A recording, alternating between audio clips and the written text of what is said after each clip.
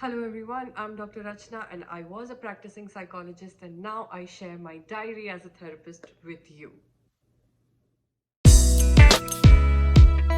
Thank you so much for being here. Today I'm going to talk about disconnection. This is also for people who have intense meetings, not only for psychologists. Of course, psychologists go through a lot of emotional sharing with their client, and when a client is sharing an emotional story, it can be disturbing at times. So, can be difficult to disconnect from situations like that.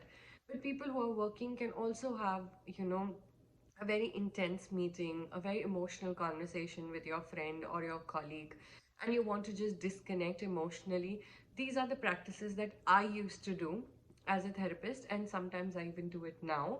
So, one thing that I regularly practiced was meditation. I have learned science of silence yoga. I've done advanced meditation camps. I have also done vipassana. So there are different types of meditation. You can connect to whichever one you like. There are a lot of guided meditations. There are a lot of, just visualization or just music going on, and you can meditate on that. So just pick up one meditation technique that you really enjoy and you feel is very comforting. You can do that on a regular basis. You can do it every day. That'll be amazing. If no, then at least do it once a week, twice a week, and that'll be very helpful. So, this is in general about how I used to take care of my mental health and also how I used to disconnect from my clients emotionally. The second thing that I did is the moment I finish one session, I used to take few minutes to reflect upon, how did I feel, what is my learning. You can make notes of this as well. That's what I'm sharing with you, my diary, and soon I'm going to share a lot of my case experiences with you.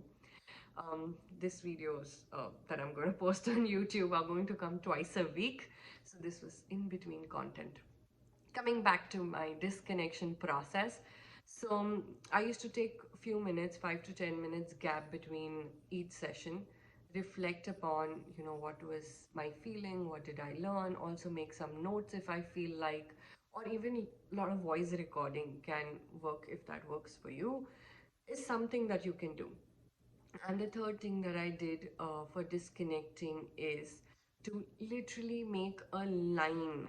Once I've finished the session, I create an end line saying disconnect to my mind. So it's like aloud this word disconnect. So I've disconnected from my client, and you can write down by the end of the session that disconnect. So you've ended the session with your client and you're ready to go with the next. So these were my techniques. Of course, you will have your own technique. I'm just sharing my techniques of disconnection. And I have seen a lot of therapists, because I remember taking session for a couple of therapists, experienced therapists, and they were also feeling very exhausted, very emotionally drained. Um, a lot of health issues also started rising, because you're just seeing client after client, and you're just not using the process of disconnection. So I felt this is very important, and this is one of my initial videos that I'm sharing with you in Diary of Therapist. So if you've not subscribed and you want to learn more from my experience, please subscribe and stay in touch. Share your techniques with me. How do you disconnect? Is there anything else that you want me to talk about? The content that you would want to see from my side? I would love to create that for all of you. Thank you.